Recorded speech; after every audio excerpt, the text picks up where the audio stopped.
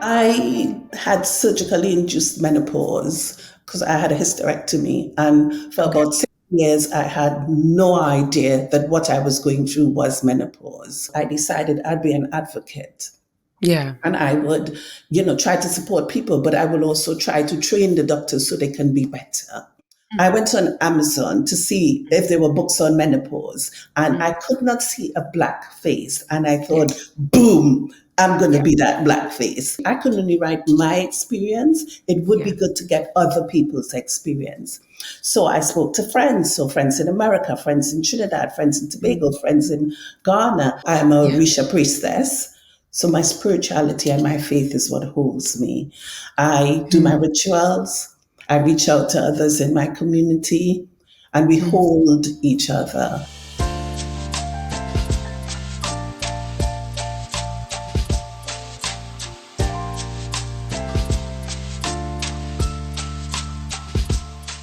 Hello, my lovelies. How are you? How are you doing? Welcome to Menopause Was Black, Season 6, Episode 5. Gosh, we're over halfway through now, Season 6, and I'm excited to bring you our next guest. I hope you're enjoying this list, this group, this gathering of people talking about and sharing their menopause stories. If you are enjoying them, do remember to leave us a review on your chosen platform. And who's us? Who's me? Who am I?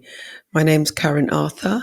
I am the host of Menopause Was Black and founder, which is the podcast committed to sharing the stories of Black people experiencing menopause, primarily based in the UK.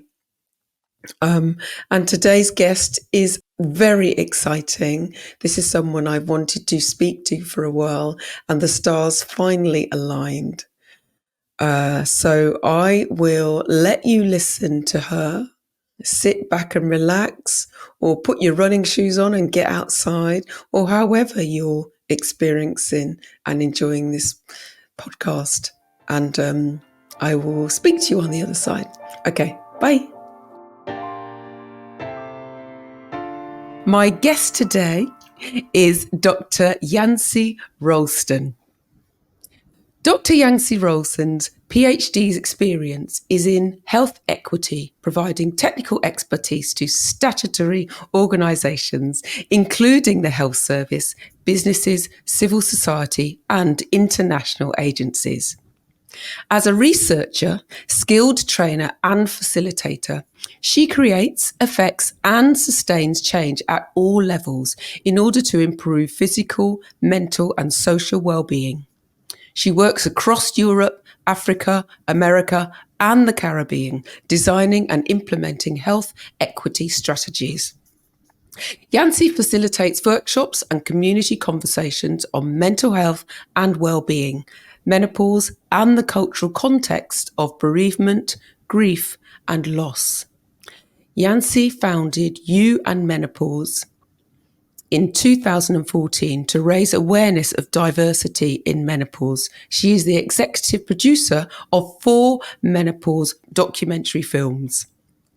Yansie is co-editor of Black and Menopausal, Intimate Stories of Navigating the Change, and contributed a chapter, Peep Inside the Menopause Vulva, in the book More Than Talk.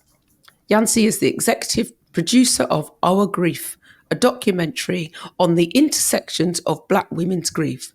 She manages Bio, a digital platform providing mental health and well-being support for Black young people.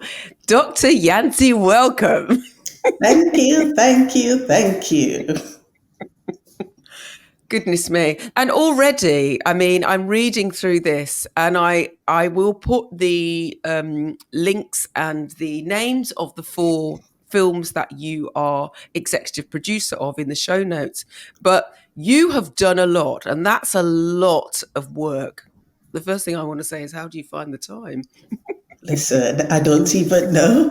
I work in my sleep. So let's start then. My first question to you is, who are you outside of your titles? Who am I? So I am Black, British born woman. I am a mother. I am a grandmother.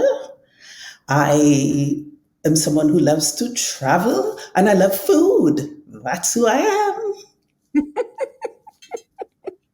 That sounds like the perfect combination to me. What's your heritage? Where are your parents from? My father was from Venezuela. He is now passed. And my mother is English. And they lived in Trinidad. But I was born here in the UK. So, yeah, I I'm a like bit of a mismatch of all sorts. I vote that makes the perfect package. And I can hear the accent. So I'm glad that you've explained that now, because the Caribbean accent, the Trinidad accent sounds like sunshine. So I'm glad that I can hear that. So where are you based? And of course, another question, how old are you? So, I'm based in Cambridge, in a teeny tiny village just outside Cambridge called Whittington. And I am now 62. Goodness me, looking fantastic. And I know that's a phrase that I often pull people up about, with the whole, oh, you look, a certain way. But honestly, I am meeting so many women in their 60s who are looking amazing because we are looking after ourselves and we have the avenues to really boss our menopause care or post-menopause care. Absolutely. So, Yancy, who taught you about menopause? Taught myself. Absolutely. I had no choice. My mother did not speak about menopause. No one in my community spoke about menopause. I didn't know to ask anyone about menopause because I thought it was something that happened to really old people. Right? So I had to go out there and find the information for myself. And how did you do that? Well, the first thing I did is what usual people do. I consulted Dr. Google. I went and realized, oh, they talk about menopause, but none of them looked like me. None of them were Black. Also, because I have had a cancer diagnosis, there was no conversation about menopause and cancer. Mm, So I decided I will ask friends and colleagues who were older because I still thought it was something that happened to really old people. yeah. And for the most part, they said to me, you need to keep these things private. You don't talk your Oh, business, you don't bring your things in public. So it was still quite secretive, but I did find a core of friends, maybe six, who yeah. were going through challenges and kind of figuring it out themselves. So we went on a journey together. I love that. I And love that's how I figured out what was happening. So how did you know that your menopause was starting? Like, what were the first, symptoms? What was going on? I had surgically induced menopause because I had a hysterectomy. And for Okay. about 6 years, I had no idea that what I was going through was menopause. Oh, I had wow. the hot flushes, but my hot flushes were not hot flushes. They felt like Mm. electric shocks that would come from the bottom Oh, of my feet to the top of my head. And then I would sweat and it would stop. Then I had what felt like a mobile phone vibrating under my skin. So I went on like that for about 6 years, mm. urine incontinence for a bit, and the fog, the kind of what we Mm. call now brain fog. Brain But I fog, yeah. had no clue that was menopause.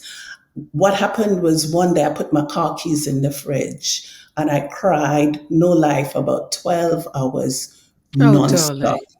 And I went to the doctor the next day. I said to him, I'm losing my mind. I have dementia. I'm having a mental health breakdown. Help. And he Hmm. said to me, oh, I think you're going through the menopause. How's your cancer recovery going? And that was Oh, the end of it. Full stop. That was literally the consultation. We then spoke about my cancer recovery. So wow. just having the conversations with the friends, that is what helped me. But I Mm. have a very inquiring mind. So I decided I'm going to go on a plane and travel to countries where there are people that look like me and Mm. find out what menopause is. Wow. That's such a story. And so you had your hysterectomy. No one said a word to you. There was no aftercare, no nothing. No one mentioned the word menopause at any point in time. Not at all. No. That's ridiculous. And I'm hoping, I mean, I understand that times are changing and more doctors are aware of what's going on, but I'm still hearing from some women who are just being almost dropped in it, you know. How did that make you feel? I mean, once I found out what it was, I was really hurt. I was incredibly disappointed because Yeah. I went through 6 years of worry, Yeah. stress, crying, and just scared because I thought there were points when I thought, why did I have this hysterectomy? I had it because I had fibroids, which was really painful. But then I Mm. thought, whatever this electric shock business is happening to me is Mm. as bad as the painful period. But then there was Yeah. part of me that was angry towards the healthcare system because I work in the system. Yeah. And I support people going through it, especially the emotional side of it. So I was angry. And once I found out what it was, I decided I'd be an advocate. Yeah. And I would, try to support people, but I will also try to train the doctors so they can be better. That's beautiful. And often we find, well, I mean, you may be finding this as well, but I'm finding that people who are advocates for, equity in menopause care are people who've been through a terrible time with it. And it's almost like, well, it is like we don't want anybody else to suffer in the way that we have. And particularly people who look like us, because when you, as you said, back in 2014, when you were, or when you were, consulting your only doctor, Dr. Google, there was no one who looked like you. And I had as you may know, I had a similar situation where I just thought, oh, well, it must be something else. And actually, I was more concerned about the fact that I had brain fog and I wasn't going to meetings and I couldn't do my job and I might get the sack Mhm. than making the link between, in my case, poor mental well-being and menopause. So you said that your mother and you didn't have the conversation, and as we know, that's quite common. How is menopause perceived in your family then? Do you have a large family, small family? How does that work? My family is quite small. Okay. My mother didn't speak about it because she swears blind. She had no symptoms. She Wow. did. She was miserable. I remember her being quite miserable and moody. But she's said, as far as she's concerned, she had no symptoms.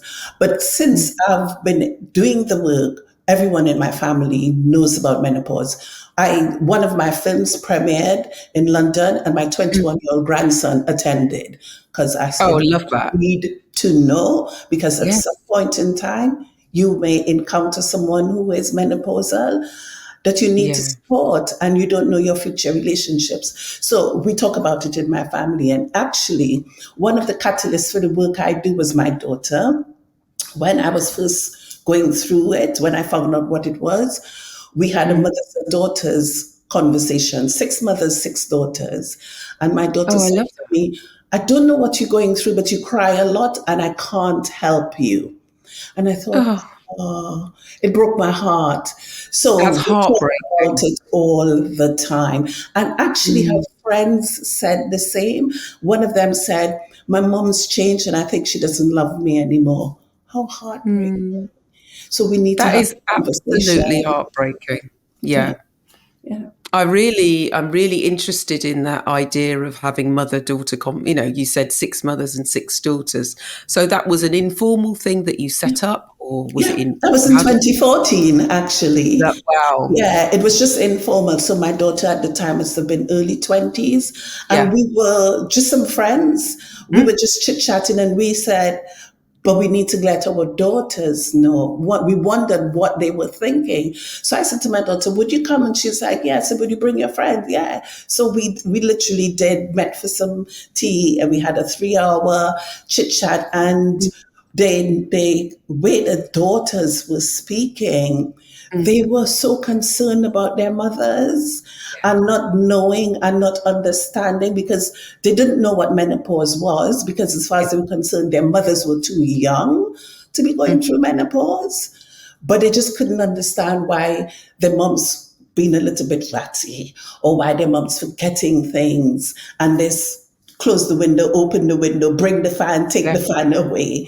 So Yeah. it was really refreshing to know. And I think we need a lot more of those conversations. 100%. I completely agree. It's interesting because I remember interviewing my daughters for one of the seasons. Let's go for season 4.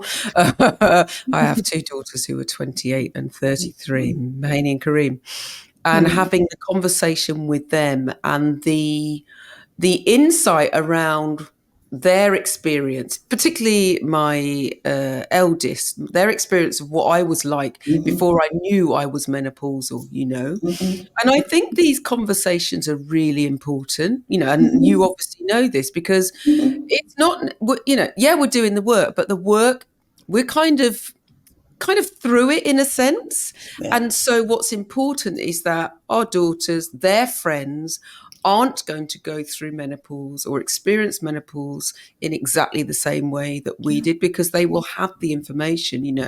But I also, there's something about the whole mother and daughter date with a group of you that really fills my soul. Yeah. It's I think great. that's beautiful. I think we Yeah. need more of those. Set some more up, please. So I want to just come round to, because I want to talk about your book. Let's talk about your book. Yes. You co-created. How did that go? What's it Yeah. So called? Tell it's everybody black. about it because I'm I going have to read look it. up Black and Yes, and I Menopausal. will tell you my reaction Tell after me. I've spoken about it. No, I'll let you So speak first. again, it was just I always had this idea when I was consulting Dr. Google. I went on Amazon to see if there were books on menopause, and I could not see a black face. And I Yeah, thought, boom, I'm going to yeah, be that black face. wow, So it's been years of thinking I'm going to write this book, and I yeah, started writing it and thought, actually, I can only write my experience. It would be yeah, good to get other people's experience. So I spoke to friends, so friends in America, friends in Trinidad, friends in Tobago, friends in Ghana, and asked, would you help me make this book a reality? And they were so excited. They were like, of course we would. We want to tell our story. And the mm, stories were so incredibly varied. mm, You've read it. So, we talk yeah, about work, we talk about relationships, we just mm, talk about being black and showing mm, up and just being authentic around what is menopause really like outside of the medicalization of it. yeah.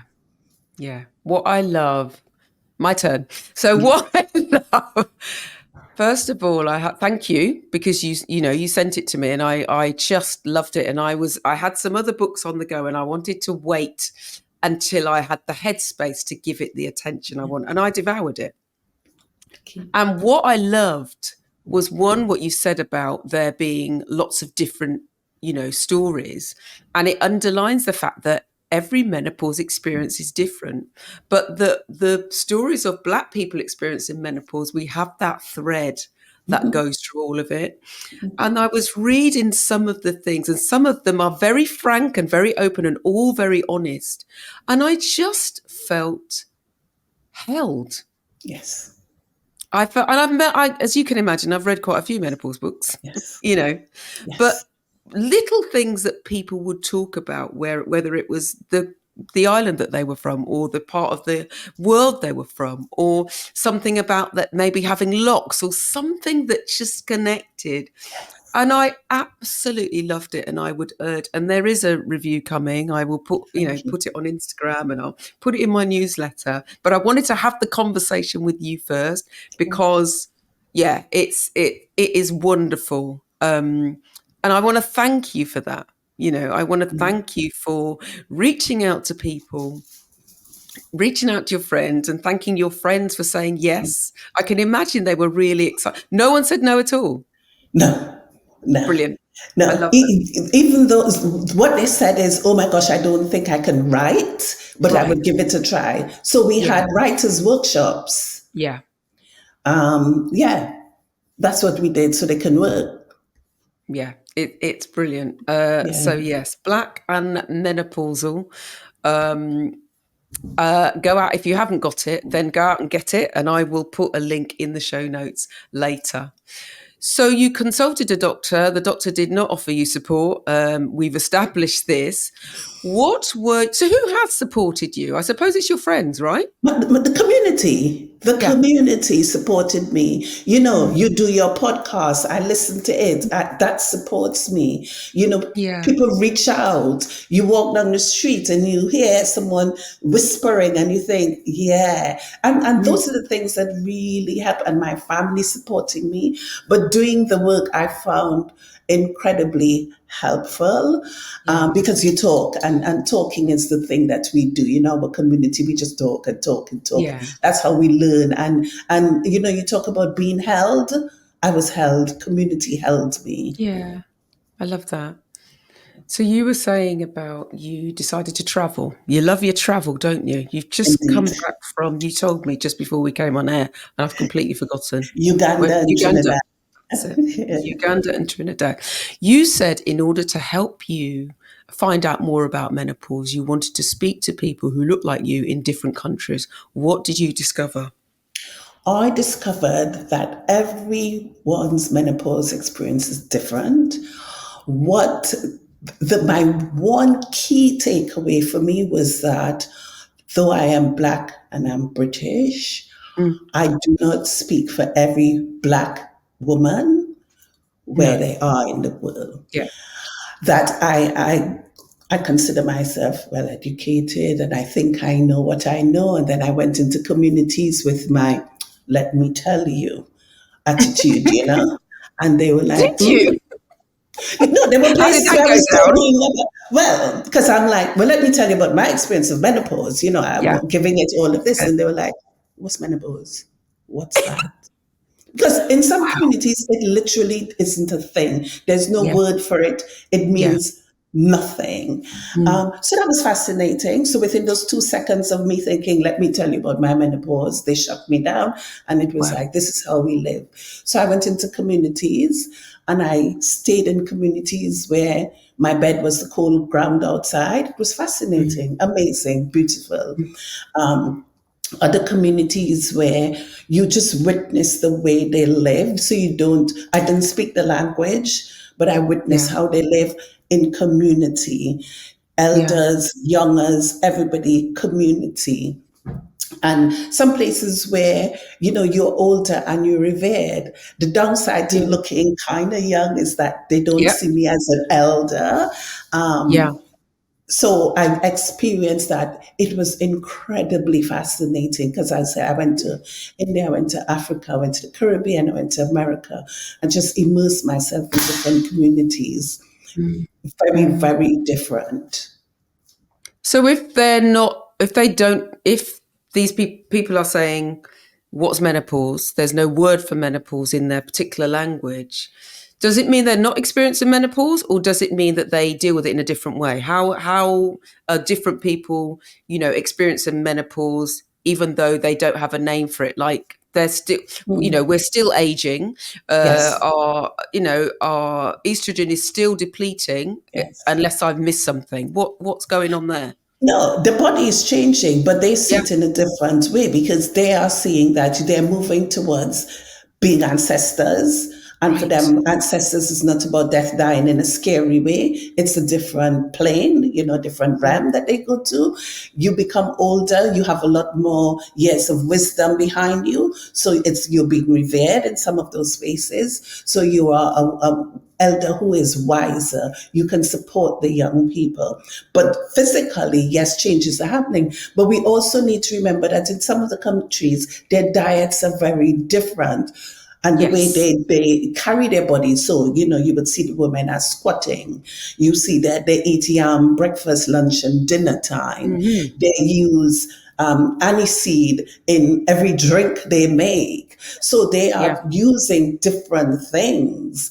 And there's a part of me that knows diet and health and all of these things have an impact because they don't have the same stresses we have about getting up and rushing to go to work.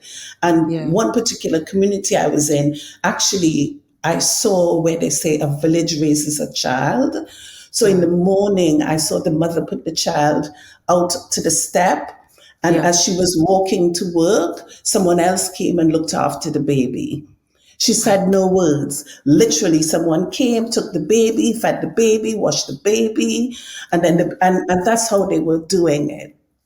And she came home and there was food because the food was prepared communally. So I'm saying all that to say it makes it a lot easier. I'm not saying maybe their symptoms are symptoms, but it's Yeah. just a lot easier. That's really interesting. And it's so different from what we have been, socialized to, and the way that we are in the global north, let's say, Yeah. and that thing, what you mentioned about stress, I'm finding fascinating because, as you know, there's a lot of talk in the news about menopause, and there's a lot of how can I put it, discussion Mm, around over medicalizing mm. menopause. And I, I, mm, I feel like one of the biggest gifts have given myself in terms of helping me to navigate menopause, whatever you want to call it, is that my attitude to stress, Yes. being able to step away from a stressful lifestyle, and I'm not just talking about work. I'm talking about boundaries. I'm Yes. talking about allowing myself permission to say no and not explain why. And that's actually it's a privilege. It's also Mhm, very difficult to do because there's a lot of unlearning. So mhm. it's interesting. I mean, I have a visual of what you said about putting the baby outside, not literally, but, Yes. outside, and then Yeah. somebody else Yeah. taking over, and then going to work, and then coming home and food being prepared. That's already Yes. gotten rid of so much stress, hasn't it? You know? Absolutely. And you see the way they just engage with communities, which we don't have. And Yeah. I don't know if you read the book, The Body Holds the Score, where it talks Yes. about when you go through that trauma, we hold it. And if Yeah. you're talking about Black women, we have Mm. that generational trauma that hitting us constantly. This week we have the whole Diane Abbott situation, and that's Right? hitting us. And that's, of course, is going to make our bodies respond, and it's going to Mm. make our symptoms worse. So, I do subscribe to the let's not constantly medicalize what we're going through, Yeah. because if we Yeah. can manage our stress better, if we have better quality of life, then we know our symptoms would be less for every condition we have, not just menopause. 100%. I agree. So what else has helped you? I mean, we've met once, Mhm. and you have this aura almost about you, which is a knowing, which I love. I'm drawn to people and I don't mean a know it all at all. I No. mean literally someone, and it's not necessarily knowing stuff, it's knowing yourself. Mhm. It's knowing Mhm. yourself. And I feel, and I've said this time and time again, when you know yourself, then what you decide to do, how you decide to care for yourself becomes a lot easier. So I suppose my question is, what has helped you? You actually kind of put a dot straight on it, because what has helped me was actually pausing, looking Mm, inward, and mm, figuring who really is Yansie? What is she about? Rather than the Yansie that has to show up in a particular mm, way because, yeah, I've got to work, or I've got, all these different personas. It was mad juggling all of these different people. Once I yeah, accept who Yancy is, I could wear the clothes that I choose to wear. So I don't have yeah. to wear the suit and feel stuffy and sweat some more. I can wear whatever I want to wear, bring my bright And that colors beautiful in. jewellery that I'm Thank coveting, you. for those people who are listening and not watching on YouTube, Yancy has the most incredible silver jewellery. So run over to YouTube and have a look. One of the Yeah, things that helped me is just being, because it has taken out that layer of stress. I'm not saying yeah. my life is stress free. Gosh, no, it isn't. This work is Mm, hard and wearing, mm, but that has helped. And also just talking and being in community. There are days when, yes, I did feel, oh my gosh, is this symptom ever going to go away? And then I speak to friends and they say, well, let's go to the park and have a walk, or let's yeah, have a chit chat, and you forget your symptoms. At least I did. So those are the things that help. Yeah, yeah. And we touched on the news cycle this week, which is, around how Diane Abbott has been treated, not only by that man who shall remain nameless, but also in the House of Commons. I think it was yesterday, and watching her stand up 46 times, I think the number is, and basically being ignored and have people talk over her and about her. I said briefly to you before we started recording about the fact that I had been supporting a family member who had, heard the news, seen some of the news, and just was so upset that she was close to, tears and that kind of thing. Racial weathering is a real thing, and it's something we often don't have any control over. On top of having to look after ourselves, having to care for our menopause, having to deal with the various stresses of life, we can't control the news cycle and we can't control what comes to us. And I suppose what I'm asking is, how do you care for yourself? How do you look after yourself when you open Instagram or you open a news, you see something on a paper and it just strikes you? What do you do personally? I manage my intake of the news. I do. Yeah. Sometimes I have to engage because of the nature of my job. So I'm a Yeah. Risha priestess. So my spirituality and my faith is what holds me.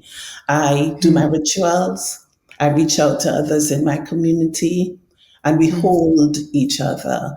Yeah. Those are the things that help me. I have routines. So in the morning when I get up, I do my breathing, I journal, I do my affirmations, I settle myself, I say my prayer, and I'm ready to face the world. The news will come and it impacts people. And yes, because of the work I do, this week has been incredibly hard because you have Yeah. that vicarious trauma. You're listening to people's pain. And of course, it affects you. But I have my community that I reach out to. Yeah. Yeah. You've answered my next question, which was, do you have a routine?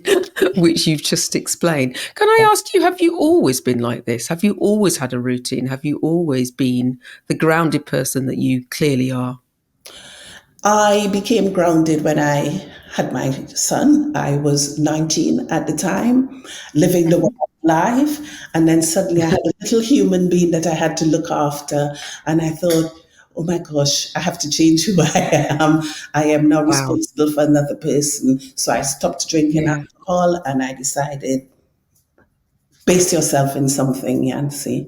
That's amazing. That's amazing. But that's quite a young age as well to do, not to have a child. I mean, quite a young, because you can still have children young and also still, want to go out and do all the things, etc. So you seem to be quite a disciplined person in Yeah. terms of, what, this is what I'm going to do, and continue doing that. So props to you for that, Thank you. It's a teaching indeed. I mean, I came to grounding and my self-knowledge much, much, much later.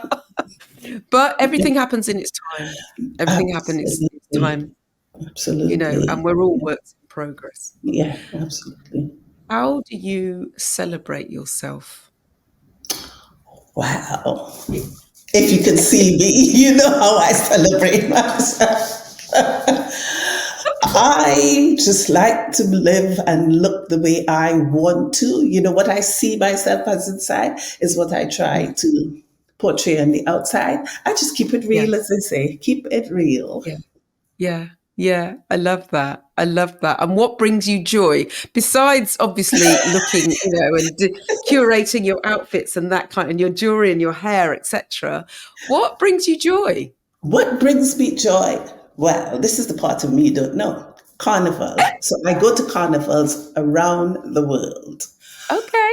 Carnival gives me joy because I can be as free as I Yeah. want to be. The music is lovely, the atmosphere is nice, I have a time, and then I come back and it's okay, it's a different space. Carnival gives me joy. Which is the best carnival? I know what you're going to Trinidad say. and Tobago. I know, kind of a trick question. Hmm. Oh dear me. Have you been to Carnival in Barbados? Have you been to Cropover? No, I haven't been to Cropper. Oh gosh. Well, you need to go there as Okay, well I as where will. my parents are from. Okay, I'll give it a go. I know you're going to say it won't compare to the Trinidad Carnival. Everybody says that's the OG. So you know what? You I know defer what? to you. I would say so. I did carnival in Senegal, and I'm gonna say Senegal, Okay. Trinidad. Yeah, I didn't know Senegal had a carnival. yeah. And Cote d'Ivoire is very similar to Trinidad Carnival. The carnival Okay. in Ivory Coast, very very similar. So yeah, I I think I'm in a WhatsApp group, and actually someone put a blog post in. Let me find it, where you could go there. Carnivals all around the world, and not necessarily in the places that you'd expect them to be. I'm now going to look it up yeah. to find out Send it which to one. me. I'll be interested. Yeah, I will. Absolutely. Talking of carnival and partying and doing your ting, which tune instantly makes you want to dance? You know what? Don't judge me. Anything Simply Red sings makes me Yeah. want to Oh dance. my I God, I'm so glad love you've gone Simply left with Red. this. Simply Simply Red. Red. Mick Hucknall, Simply Red. He could sing la la la la la la la. I'll be ooh, yeah. I love that. No judgment here, darling. Absolutely none. Yancy, you're not going to believe this, but we've come to the end of our interview, our Ooh. conversation. But I do have one more question for you. What's the Mhm. one piece of advice you would give to any Black woman listening to us right now? I would say reach out for community, get community Mm. to help to hold you because you need to be helped. And also, please give yourself some self love. It's tough out there to be a Black woman. Self Yeah, love is what you need right now. that's beautiful. That's beautiful. Yancy, people will want to reach out to you. Tell us what's in the pipeline for you, and then tell us where we can find you. What's in the pipeline? So we are almost finished producing a deck of menopause cards that people can use to support them on their journey. Okay. Producing some more menopause films because there's a whole range of communities that need some support. And Hmm. people can find me. My email address is yrolston@hotmail.com, or Hmm. they can go to youandmenopause.org. Fantastic. I'm also on Fantastic. Instagram, and my Yes, you Instagram are. handle At is Yan Roll. YANROLL. That's right. That's right. Absolutely.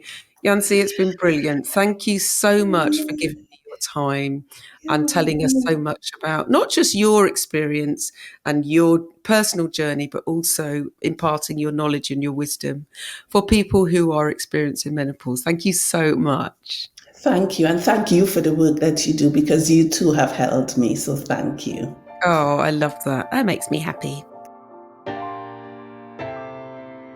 So, my loves, how wise, how wonderful to be able to speak to Dr. Yancy.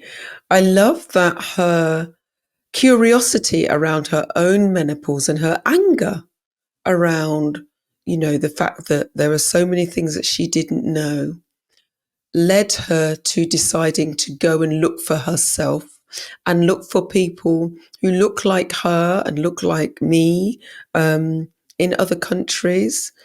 Yes, there is research happening in the UK and in the US, and a lot of the research is around what happens in the global north. So I love it that, in a sense, that she tapped into her ancestors and chose to go elsewhere. And what I got out of that is the fact that menopause is seen as a transition, as it is over here, but also that older people are revered and we're seen as wiser because, frankly, we are. We know a lot more. So, how could we not be? But I really appreciate bringing, learning more about cultures. And I appreciate that Yancy was able to share that with us. On to her book. Her book is this Black and Menopausal. Um, and I love what it says on the back. It says, "This is our voice. These are our truths, and our stories deserve to be heard." It is intimate stories of navigating the change, and it's interviews that Dr. Yansie had with her friends, lots of Black women talking about their own experience. They're very varied. I have read this book. I devoured this book. And as I said earlier when I was speaking to Dr. Yansie, I just felt held. The stories feel familiar, even if they are different from my particular journey. It is wonderful to see yourself on the pages of a book. So again, thank you to Dr. Yansie Rolston and also Yvonne Christie for creating this book for us to read. And there is a link in the show notes. If you haven't read it, everybody should read it. There's a link in the show notes for you to purchase your own. That's it from me. I am going to, what am I drinking today? I'm drinking Red Bush tea. I was feeling like I needed a little bit of sweetness today. And I added some date syrup. I found some date syrup in a local shop. And it just, a little bit of sweetener. I don't often put sweetener in my tea, but tonight I just felt like this. And yes, I am recording this tonight. It is late, much later than I would normally be recording. But I feel it's important to be able to record when I can. And I needed to get this message out to you. So if you are enjoying these episodes, if you enjoyed this particular episode, please share it amongst those who you feel would benefit. It's particularly welcome to share within your intimate networks like WhatsApp groups and things like that, as well as any platforms that you're on. And as I've always said before, do write a wordy positive review for us on any of the platforms. You can find us on Audible, Spotify, Apple, YouTube, Podbean, any of the good platforms or wherever you get your listening candy. That's it from me. Enjoy the rest of your day, your evening, your week. Look after yourselves. Enjoy the sunshine. Even more reason to put your SPF on and drink your water. And I will speak with you soon. Take good care. Okay, bye.